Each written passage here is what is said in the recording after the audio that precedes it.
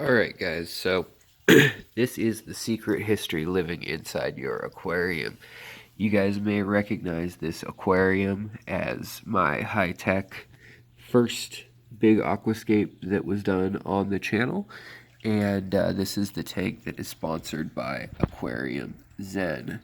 This tank was given to me, the glass that is, by Aquarium Zen, and the light as well. So, with no further ado, I just wanted to show you what I've been working on here. So, basically I've taken out all the hardscape, except for a stick that has a fern growing on it. Has Bulbitis hedulata growing on it.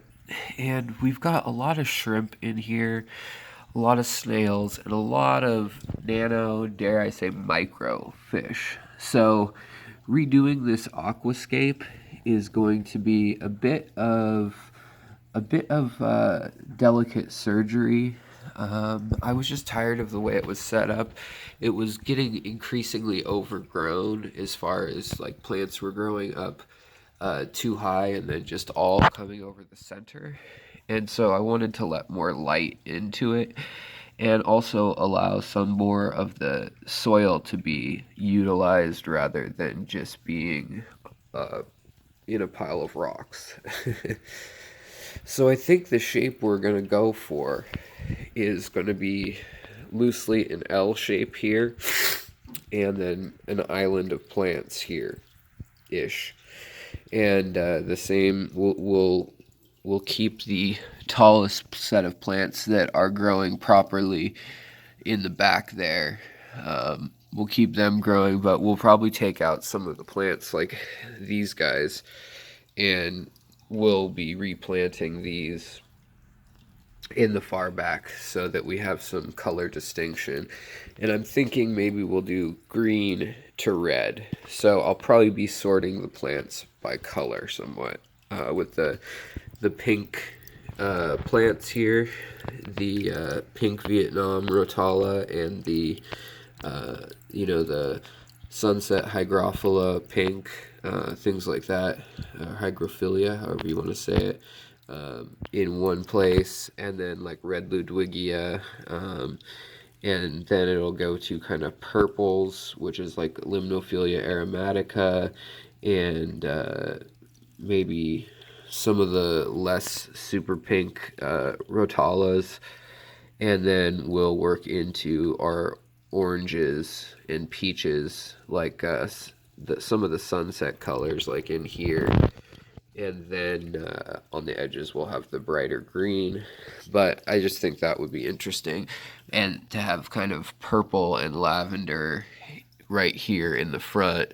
Not completely, but a lot of it. So I just think that would be kind of fun.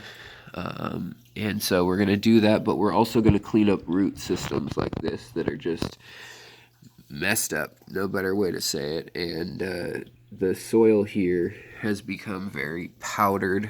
It gets kicked up very easily, and it's mulm, which is okay. I don't mind the fact that we have a lot of mulm in here, but just moving the rocks and things, I'm seeing all sorts of shrimp that I didn't realize were still in here, like caridinas and things like that, as well as some loaches that I didn't know were still in here. Just because I hadn't seen them in so long, I kind of thought maybe something happened to them, some pregnant shrimp in here, and of course the aquatic arts snails, the red racers, and yeah, so I think what we'll do is we'll rescape a little bit. I'm thinking of lifting the scape maybe in the far corner over here. I don't know. What do you guys think? Lift up here and then taper to here. So just kind of deciding on how to do that. And I'm going to jump right in, get rid of these. I guess first I need to get the plants out, separate them by color. And then the ones that are still planted in the soil really well, healthy roots, like some of the crypts and stuff. Crypts tend to melt when you move them, so I'm going to try not to move those, or the limnophilias, or some of the more fragile ones. But I've also got a ton of Bucephalandra and moss in this tank that I didn't quite see. And then there's also a lot of unhealthy stems that are just too long on plants that were reaching for light, didn't have enough reach, and need a little help. Plus, there's like the mulm and stuff that's just all over this moss right now because I disturbed everything. So I'm going to get to work. This will be a several-hour process, and then we'll get into the shaping and scaping with the rocks. We'll see what's left as far as plants go. I already started unplanting or pulling up carefully by the roots a lot of plants here. And it's important to realize that when you're looking at plants, you want to think about how they're going to grow, what color they're going to grow to. So it always helps if you have an existing scape, if you can see that like this plant, that's going to be an orange when it gets closer to the top, even if all of it may look green down low. So just keep that in mind. And also we'll have to be careful not to lift too many shrimp out in the process of this. But you can see here on like this moss that this moss is just toast as far as has lots of mulm on it. It's going to have a really hard time growing unless we really wash it off. It's got a lot of it's got bladderwort and pearlweed and a couple other things growing in it. And sometimes you have to ask yourself, do I want to save that? Do I want to tuck it into a corner and just see if it can kind of regrow? Or am I over that that piece of moss? Is it past its prime? So we'll probably have a bucket for that, a bucket for each color, and off to the side on each container we'll have maybe like the reds in here that are sturdy, and then the ones that flop over we can lay somewhere flat here, move these rocks, and then here we can do the same thing where we'll have the sturdy of one color and the floppier of another. Like the Rotalas and the Ludwigias tend to be a little more floppy than say Bacopas and things like that, or ferns. So all right, I'm going to jump to it. It may just appear to be a few seconds in your guys' time scale, but it's probably going to be a couple hours in mine. So like and subscribe if you want to see how this ends.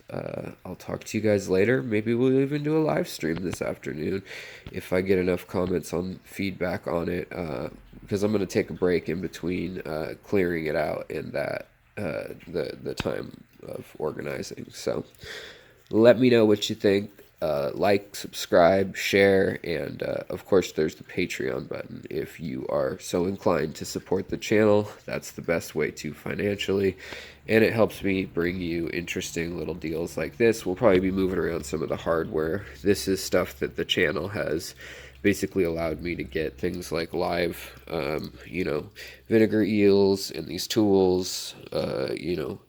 I got these rocks myself for free, but basically a lot of these plants and things, sponsors, and then the just the money from Patreon itself has really allowed me to